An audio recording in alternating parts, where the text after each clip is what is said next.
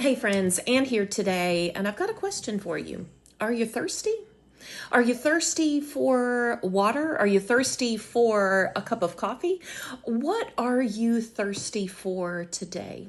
Friends, we're going to dive into Psalm chapter 42. I want to focus first on the first two verses because they have something to do with being thirsty. It says this: as the deer pants for streams of water, so my soul pants for you, O God.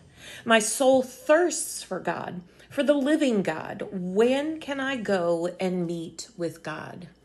Friends, there is a pretty spectacular thing that is happening here in these first two verses. It's not just talking about a deer being thirsty for some water and needing a drink. It is talking about how we, just like this deer, are thirsty for something that sustains us. Let's look at this word panting, because I don't know about you, but I think of an animal panting as they're out of breath and they need to catch their breath. But this word panting here is much more than that. The word panting means to yearn for, to desperately seek. It's intense. It involves the whole body, not just the mouth, and it represents a need that cannot be ignored. And this panting, this longing, this searching will continue until a source is found. This is what it looks like when an animal, a deer in this case, is desperate for water. And then it goes on to say, my soul pants for you, O God. Well, what does that really look like, that our soul pants for God? It means that our soul, the very depths of our being, our emotions, our priorities, our motivations, all of those things are longing and desperately seeking God. Because just like water is the only thing that can satisfy the panting of this deer, God is the only thing that can satisfy the panting of our souls. And notice it says, then my soul thirsts for God. This thirsting is once again something that needs to be satiated, that needs to be provided for the living God.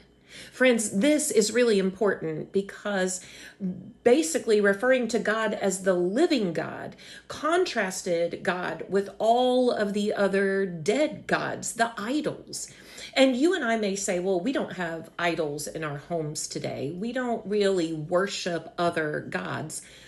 But yet we often spend time prioritizing things and we create idols or we create little gods. And sometimes we pant and thirst after those other idols, those other gods. And what does that look like? It looks like a restlessness in our spirit. Something that we're constantly searching and constantly hunting for something to settle us down, but all we feel is emptiness and dissatisfaction and grief. Friends, that's what it looks like if your soul is thirsty for something besides the living God. We need something that will sustain us. We need the only God, the living God, that will provide the nourishment we need for our souls. And then finally, in the last of these two verses, the psalmist says this: when can I go and meet with God? He is desperate. He is searching. And he wants to meet together with the family of God. But the reality is that you and I today, if we are in Christ Jesus, we don't have to go anywhere else to meet with God. We have the opportunity to meet with God right now, today. In our teaching yesterday in the online chapel, we read about how Jesus was saying that he is like a living spring of water that dwells within us and overflows within us. Friends, when can you go to satisfy your spiritual thirst?